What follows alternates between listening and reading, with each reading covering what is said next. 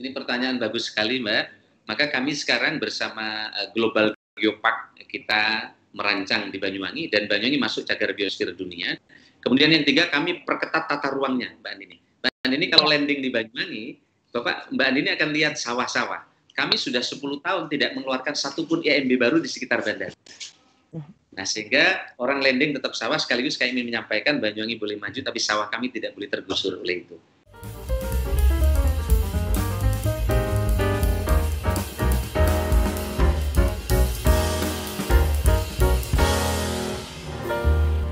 Mas Anas, terima kasih banyak sudah bersama kami di sini. Apa kabarnya, Mas? Alhamdulillah, makasih Mbak Nini. Mas Anas, kita bicara soal Banyuwangi terlebih dahulu. Saya dengar ini penanganannya baik sekali di Pemkab Banyuwangi terkait dengan COVID-19. Tapi sebenarnya seberapa besar sih dampaknya pandemi ini terhadap perekonomian, khususnya sektor pariwisata? Ya, tentu ini dampaknya besar sekali, Mbak, terutama pariwisata di berbagai daerah ya. Oleh karena itu maka dari awal kami bekerja keras dulu, kami turun ke bawah, kami jelaskan Pok Darwis, kami membuat SOP before and after COVID ini apa yang mesti dikerjakan. Misalnya Pok Darwis kita minta destinasi wisata tidak bisa lagi buka 7 hari dalam 1 minggu. Dia hanya boleh 5 hari. Nah, selebihnya adalah untuk menjaga kebersihan. Yang kedua resto tidak bisa lagi 7 hari. Kita tidak hanya menerbitkan sertifikasi, sekarang sudah kita memberi sanksi. Resto-resto yang tidak taat, keterlaluan kita tutup. Tapi kan tenaga Satpol PP kita terbatas. Maka kita bikin sekarang semua dinas adalah dinas Satpol PP. Sehingga camat dan seterusnya bisa memberikan sanksi. Nah, dampaknya banyak, terutama sektor jasa ya. Tapi untuk di Banyuwangi sendiri, ini kan hanya di kota. Di kampung-kampung, di nelayan tidak berdampak terlalu besar. Karena Pak COVID ini membawa berkah buat nelayan, karena banyak orang pesan sarden. Jadi ternyata COVID ini banyak orang lockdown di rumah dan makannya tambah banyak, kira-kira gitu. Iya. Ya. Tumbuhnya kurang lebih 38%. Nah, saya kembali ke wisata. Alhamdulillah apa yang kita kerjakan tadi, salah satu misalnya Traveloka membuat survei, keinginan publik kalau liburan pasca COVID kemana. Ternyata Banyuwangi masuk 3 besar. Setelah Bali, Jogja. Dan ini momentum buat kami. Dan kalau tanpa COVID mungkin kami nggak bisa tumbuh seperti sekarang ini. Dan sekarang tamu-tamu mulai banyak datang ke Banyuwangi. Dan fokus yang kita jual adalah outdoor tourism. Baik, outdoor tourism. Karena memang banyak sekali ya di sana ya Mas ya. Ini opsinya itu. Tapi gimana meyakinkan? Kayak aku nih, aku mau datang ke Banyuwangi. Walaupun aku tahu itu outdoor, tapi aku tahu itu nyaman dan aman tentunya. Kita punya aplikasi, nanti tinggal masuk ke Banyuwangi Tourism, nanti akan diantar. Kalau dulu ke Ijen itu tanpa batasan, jadi orang penuh sekali, sekarang perlu reservasi dan dibatasi. Nah, begitu juga kalau teman-teman akan pilih ke beberapa destinasi, kebetulan Banyuwangi diapit oleh 3 taman nasional. Jadi, dan hanya dalam waktu 20 menit di Banyuwangi bisa menikmati gunung dan juga bisa menikmati pantai kalau jenuh. Tinggal nyebrang, kalau bosan di sini bisa ke Bali dan seterusnya. Tapi gini, prinsipnya gini Mbak, saya sudah sampaikan ke teman-teman bahwa menjual pariwisata ini menjual kepercayaan. Nah, sebenarnya high risk business. Saya meskipun bilang bagus hari ini, tapi kalau Mbak Andini datang merasa worry, takut datang ke tempat itu, paling akan nulis di status, paling jangan ke sini bahaya. Tapi bagus, dia senang, pasti akan nulis status, datanglah ke sini. Sehingga kami sebenarnya sangat hati-hati, kami menjual kepercayaan. Dan maka sering saya sampaikan ke teman-teman, kalau dulu yang kita jual adalah harga yang bagus, servis yang bagus, sekarang yang kita jual adalah nomor 1 kesehatan.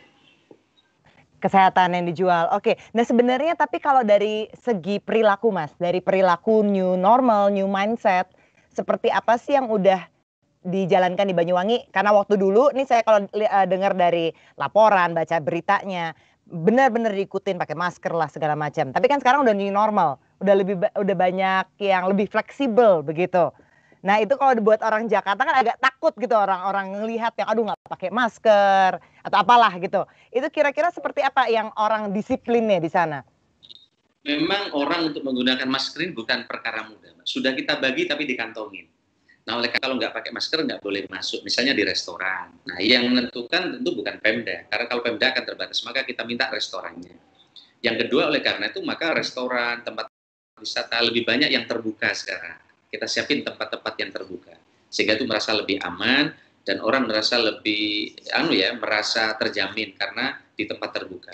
Dan kita suapin misalnya kayak AWT, agrowisata Taman Suruh, itu tempatnya terbuka dan di tempat itu sangat nyaman dan makanan di situ sehat, tidak ada goreng-gorengan. Kita niru kayak di Kyoto kira-kira gitu, satu tempat yang bakar atau dikukus. Sehingga sekarang banyak orang berwisata, matanya senang tapi pulang batu-batu karena makannya cilok, gorengan, kira-kira gitu. Nah, kita mulai perilakunya ke sana, kira-kira. Iya. Terus kalau dulu di Banyuwangi kan banyak festival. Setahun itu ada 123 event festival. Dan biasanya itu massal besar. Ada ribuan orang yang lihat di alun-alun. Nah, sekarang kita rubah. Kita sudah reopening state, Mbak. Jadi sekarang Banyuwangi Weekend tidak lagi di alun-alun. Tapi di beberapa minggu ada pentas budaya. Sehingga orang bisa menikmati tapi dengan yang sangat terbatas. Iya. Model mulai kita kerjakan. Nah, Mas Anas, kalau dari perbandingannya, dari sebelum COVID, itu memang lebih banyak yang datang ke Banyuwangi, lebih banyak digerakkan oleh turis domestik kah, atau internasional? Kira-kira kalau dari datanya sendiri tuh, seberapa besar sih potensi pasar domestik itu sebenarnya untuk menggerakkan ekonomi pariwisata di Banyuwangi? Ya, jadi kami asing juga tumbuh, kami lebih dari 200%, tapi domestik kami tumbuh luar biasa, dari 491.000 ke 5,3 juta. Maka sekarang tetangga kita sebelah yang bergantung dengan asing sekarang stuck karena asing nggak boleh masuk. Nah, kebetulan Banyuwangi ini karena domestik, maka sekarang growth-nya udah mulai kelihatan. Kalau weekend gini udah 95%. Nah, karena mereka punya cerita, ke sini bawa sepeda, kayak Brompton bisa dirakit, dibawa dari Jakarta di sini ya bersepeda ke hutan dan seterusnya. Yang ini kemudian bisa menjadi alternatif bagi mereka. Jadi domestik kami sekarang masih lebih banyak. Lebih banyak, dan sebenarnya masih bisa lebih banyak lagi kan Mas, karena mungkin orang masih belum pede gitu untuk terbang gitu misalnya ke sana, atau berdarat pun juga dari Jakarta pun misalnya jauh, artinya masih potensinya masih lebih besar lagi gitu untuk menggerakkan pasar domestik ini. Masih, dan menurut saya pasar domestik ini besar menurut saya, dan momentum ini kami gunakan untuk menarik orang yang belum pernah ke Banyuwangi dan kemudian dia punya kesan dan experience yang mungkin menurut mereka oke, sehingga dia ngajak teman-temannya lagi untuk datang ke Banyuwangi. Iya, seperti saya juga banyak mengajak orang sih sekarang jadinya ke Banyuwangi, terutama tahu kalau jalur udara sebenarnya udah bisa gitu ke sana. Sekarang sudah ada Garuda, ada Batik Air, kemudian ada Citylink dengan Airbus A320 langsung dari Jakarta ke Banyuwangi. Iya. Nah, Mas Anas, saya juga pengen tanya, ini kan kalau kita ngomongin pariwisata tuh kan ada industri pendukungnya ya, kuliner, UMKM dan sebagainya. Seberapa advance mereka dalam digitalisasi ini? Di mana sekarang new mindset adalah digital. Persis. Ya, kebetulan di Banyuwangi kami sudah sejak 2014, kami program namanya 1.400 titik Wi-Fi gratis dan program Smart Kampung.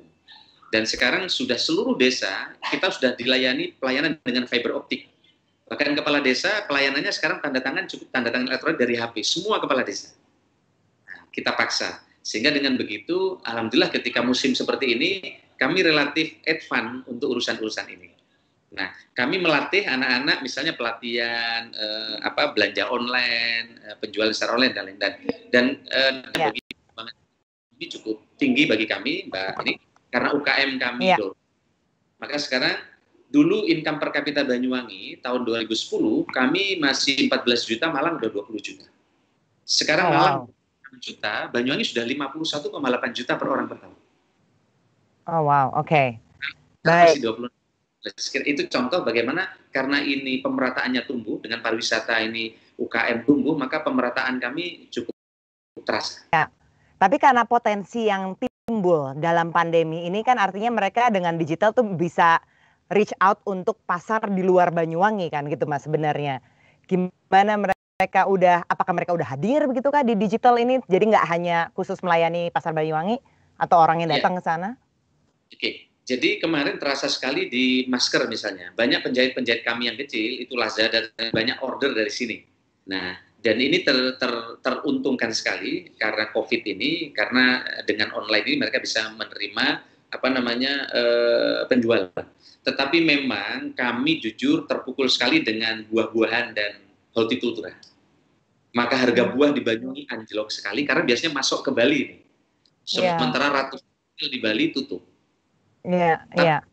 naik sekarang karena meskipun COVID orang masih beli beras, sebagian lewat online dan lain-lain.